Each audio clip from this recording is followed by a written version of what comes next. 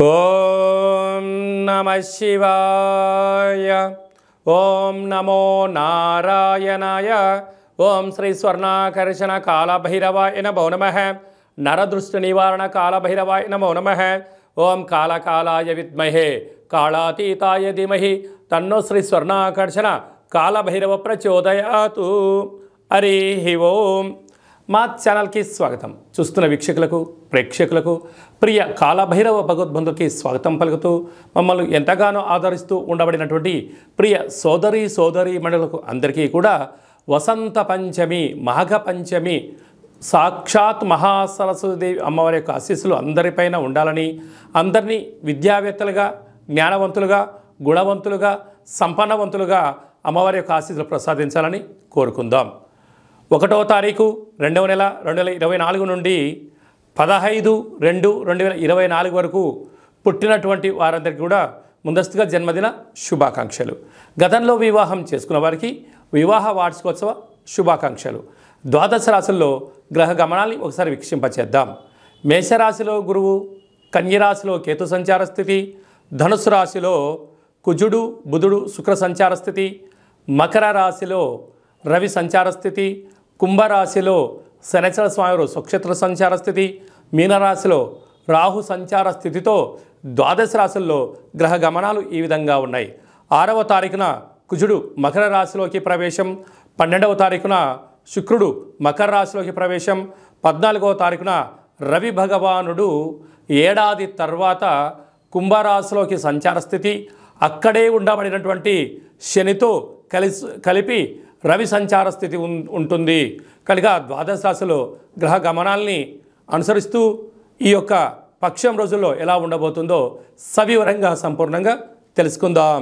తులారాశి వారు ఈ మాఘమాస సందర్భంగా, వసంత పంచమి సందర్భంగా ఎలాంటి విధి విధానాలు పాటించడం వల్ల అమ్మవారి యొక్క ఆశీస్సులు వీరిపైన ఉంటాయో ఈ వీడియోలో సవివరంగా సంపూర్ణంగా తెలుసుకుందాం.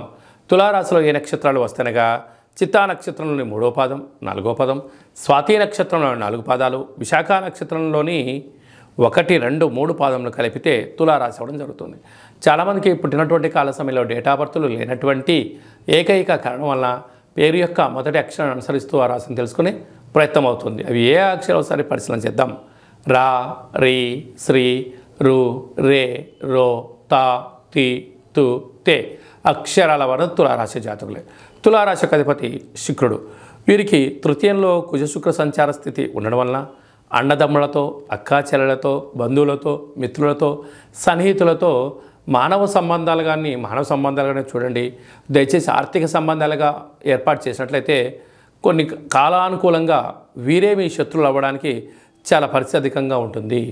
అర్ధాస్తమ బుధాదిత్య రాజయోగము కనుక మీ జన్మ నక్షత్రం రోజున ఆదివారము, మంగళవారము, శనివారము కొన్ని నూతనమైన పనులు ప్రారంభించకపోవడం ఉత్తమోత్తం. జల, వాయు, భూతత్వ, ఆయుధాలతో దయచేసి చెలగాట మాడవద్దు. బుధాదిత్య రాజయోగ కారణం వలన ప్రభుత్వ అధికారులతో సఖ్యత చాలా అవసరం. లేకపోతే పోలీస్ గొడవలు, కోర్టు సమస్యలు, వాహన ప్రమాదాలు పొంచి ఉన్నాయి. తస్మాత్ జాగ్రత్త. సంతాన స్థానంలో శని సంచార స్థితి ఉండడం వలన తల్లిదండ్రులు, పిల్లలు, అభివృద్ధి, కెరియర్ అద్భుతమైన విజయానికి కేంద్ర బిందువులు అవుతారు. 6వ స్థానంలో రాహు సంచార స్థితి ఉండడం వలన దయచేసి అప్పులు ఇవ్వద్దు, అప్పులు తెచ్చుకోవద్దు. 7వ స్థానంలో దేవగురు బృహస్పతి సంచారం చేయడం వలన వివాహ ప్రయత్నాలు కలిసి రావడం, విదేశాలకి వెళ్ళాలనే యోగం కలగడం, చదువులు, వ్యాపార సంస్థల్లో అద్భుతమైనటువంటి పరిస్థితి మీ సొంతం కాబోతుంది. వ్యయంలో కేతు సంచార స్థితి ఉండడం వలన చిన్న విషయాలకు ఆందోళన, వాహన ప్రమాదాలు, అనైతికతము, గొడవలు, అనేక రకాల ఇబ్బందులు పొంచి ఉన్నాయి. తస్మాత్ జాగ్రత్త. అలాగే సాఫ్ట్వేర్ రంగం వారు, హార్డ్వేర్ రంగం వారు, వ్యవసాయ సోదరిమణులు, గృహ భవన నిర్మాణ కార్యక్రమం చేసేంత వారికి స్వల్పమైన ఆటంకాలు ఉండను. ధర్మ మార్గంగా ఉండడం వలన ఆ ధర్మమే మిమ్మల్ని కాపాడుతుందని చెప్పి గమనించాలి. ఫిబ్రవరి మాసంలో ప్రథమార్థంలో ముఖ్యమైనటువంటి పండుగల గురించి క్లుప్తంగా సవివరంగా సంపూర్ణంగా తెలుసుకుందాం.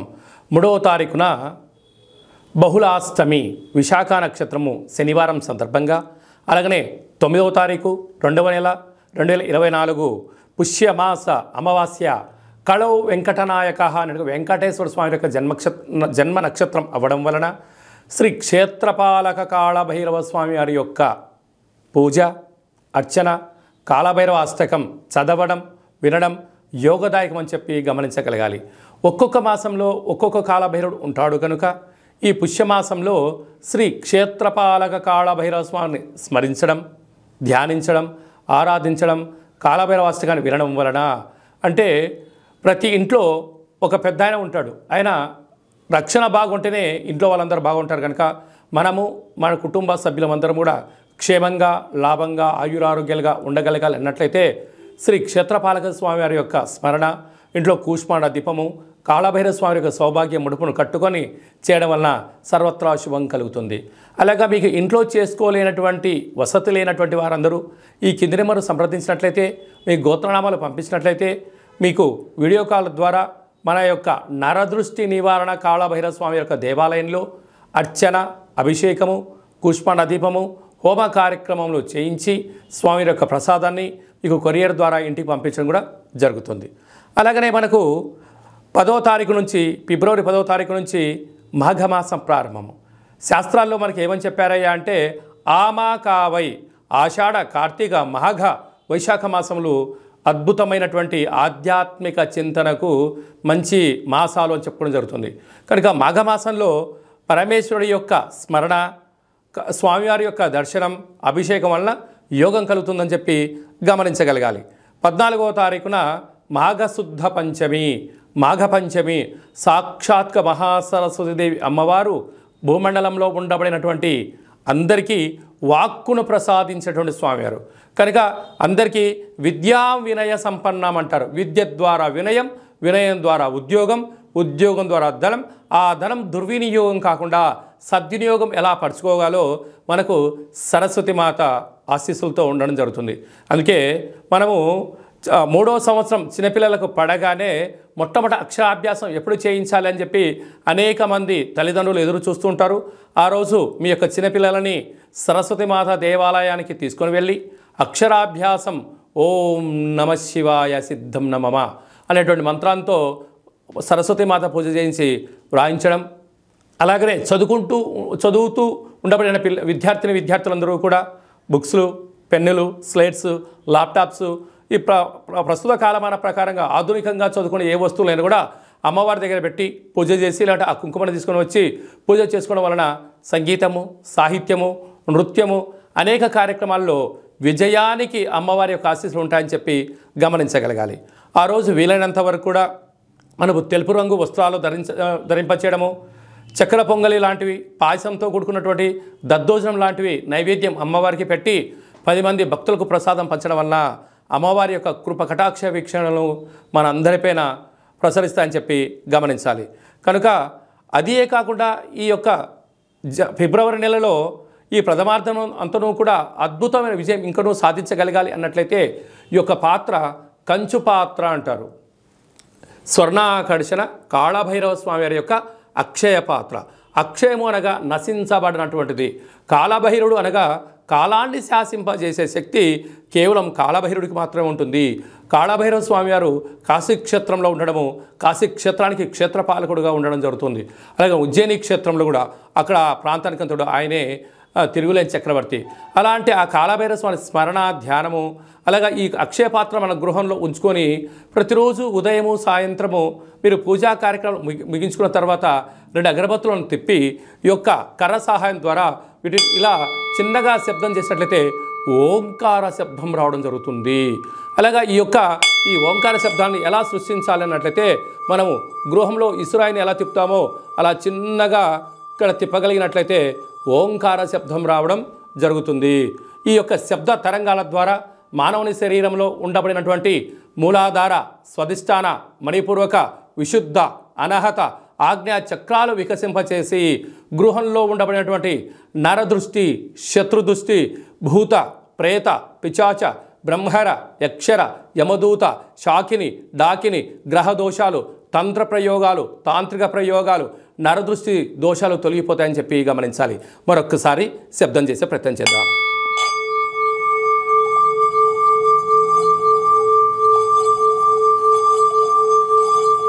ఈ యొక్క శబ్ద తరంగాల్ని ఇంట్లో ప్రసరించడం వల్ల సర్వము ఐశ్వర్యం కలిగి అపార కుబేర సంపన్నులు అవుతామని చెప్పి గమనించాలి. ఈ యొక్క అక్షయ పాత్రతో పాటు ఒక కాలభైరవ స్వామి యొక్క పిరమిడ్ని, సౌభాగ్య ఒట్టిని, డాలర్ని, కంకణాన్ని, మీ యొక్క పేరు పైన 41 రోజులు కుష్మాండ దీపాన్ని, కాళభైరవ హోమాన్ని మీకు ప్రత్యక్ష ప్రసారంగా చూపించి స్వామి యొక్క ప్రసాదాన్ని మీకు అందజేయడం జరుగుతుంది. ఆసక్తి గలవారు ఈ కింది నెంబర్ని సంప్రదించవచ్చు. అలాగనే మీ వ్యక్తిగత జాతకం తెలుసుకోవాలనుకుంటున్నారా? మీ పుట్టినటువంటి తేదీ, నెల, సంవత్సరం, పుట్టిన సమయం రాసి మీరు వాట్సాప్లో పంపించగలిగినట్లయితే సంపూర్ణంగా 100 సంవత్సరాల జాతకాన్ని రాసి పంపించి మీరు పుట్టినప్పుడు గ్రహ గమనాలు ఎలా ఉన్నాయి, ప్రస్తుతం ఎలా ఉన్నాయి, రాబోయే కాలంలో ఎలా ఉన్నాయో సవివరంగా సంపూర్ణంగా తెలియజేయడం జరుగుతుంది. అలాగే డేట్ ఆఫ్ బర్త్లు లేనటువంటి అనేక మందికి మీ పేరు మొదటి అక్షరాన్ని అనుసరిస్తూ గవళ ద్వారా అనగా రమణ శాస్త్రం ద్వారా భూత, భవిష్యత్, వర్తమానాన్ని కాళభైరవ ఉపాసన చేత తెలియజేయడం జరుగుతుంది. ఆ పేరు కూడా సక్రమంగా లేదు, ఒక్కొక్కరికి 2-3 పేర్లు ఉన్నాయి అనుకుంటున్న వారికి వారి యొక్క ముఖఛాయలను అనుసరిస్తూ వారి యొక్క చేతి యొక్క హస్తరేఖలను గమనిస్తూ గవలు వేసి తెలియజేయడం జరుగుతుంది. అలాగనే మీ అబ్బాయికి కానీ అమ్మాయికి కానీ ఎంత ప్రయత్నం చేసినా వివాహం అవ్వడం లేదా, ఎందుకు అవ్వట్లేదో తెలియజేస్తూ వచ్చేటువంటి అబ్బాయి కానీ అమ్మాయి కానీ గణాలు, గుణాలు, ఆ యొక్క వారి వివాహ తదంతరము, సంతానము, యోగము, ఎలాంటి యోగాలు ఉన్నాయి కూడా తెలియజేయడం జరుగుతుంది. అలాగనే గతంలో వివాహమైన దంపతులు తరచుగా గొడవపడడం, పోలీస్ స్టేషన్లు గొడవలతో దారితీస్తున్నాయా, ఎందుకలా దారితీస్తున్నా తెలుసుకొని పార్వతీ పరమేశ్వరులాగా ఉండేటువంటి ఆధ్యాత్మిక సలహాలు, సూచనలు మీకు ఇవ్వడం కూడా జరుగుతుంది. అలాగనే చాలామందికి జన్మకో శివరాత్రి అన్నట్టుగా బర్త్డే, మ్యారేజ్ డే సంవత్సరానికి ఒకసారి వస్తుంది. ఆ బర్త్డే వచ్చిన రోజన్న ఇంట్లో శుచి శుభ్రతగా ఏర్పాటు చేసుకొని నూతన పట్టు వస్త్రాలు ధరింపచేసుకొని ఇంట్లో ఒక లక్ష్మీ గణపతి హోమము, ఆయుష హోమం చేసుకొని 10 మందికి అన్నప్రసాద వితరణ చేయండి. మీకు సంవత్సరాంతం ఆయురారోగ్యాలుగా ఉంటాయి. అలా కుదరలేనటువంటి పక్షంలో మన యొక్క దేవాలయంలో 12 జ్యోతిర్లింగేశ్వర స్వామివారికి, సహస్ర నర్మదా శివలింగేశ్వర స్వామివారికి, శ్రీ కాళీ సమేత నరదృష్టి నివారణ కాళభైరవ స్వామికి మీ పేరుపైన అర్చన, అభిషేక, హోమ కార్యక్రమాలు చేయించి మీకు ప్రసాదం కూడా అందజేయడం జరుగుతుంది. కనుక మనమందరము కూడా జన్మదిన వేడుకలు చేసుకుందాం, వివాహ వార్షికోత్సవ కార్యక్రమం జరుపుకొని మీ ఇద్దరి మధ్యలో ఉండబడినటువంటి ఆటంకాలను తొలగించుకునే మానవ ప్రయత్నం చేద్దాం. అలాగనే మనం ఇంట్లో కాళభైరవ పూజ చేసుకోవాలి, ప్రతిరోజు మన పైన అర్చన ఎలా చేయించుకోవాలి, ప్రతిరోజు మన అభిషేకం ఎలా చేయించుకోవాలి అనే విషయాలను కూడా ఈ కింద మనం సంప్రదించినట్లయితే మీకు అందరికీ కూడా ఆ కాళభైరవ స్వామికి ఆశీస్సులను ప్రసాదింపజేయడం జరుగుతుంది. అలాగనే ఈ మాఘమాసంలో పంచమి తిథి యందున అమ్మవారి యొక్క ఆశీస్సులు ఉండాలని కోరుకుంటూ ఆశీర్వదించడం. ఓం ప్రణో దేవి సరస్వతి వాజేభిర్వాజినీవతి ధీనామవిత్రీవతు మహాకాళీ మహాలక్ష్మి మహాసరస్వతి దేవతాభ్యో నమో నమః. అందరిపైన ఆ సరస్వతి మాత ఆశీస్సులు ఉండాలని కోరుకుంటూ ఆశీర్వచనం.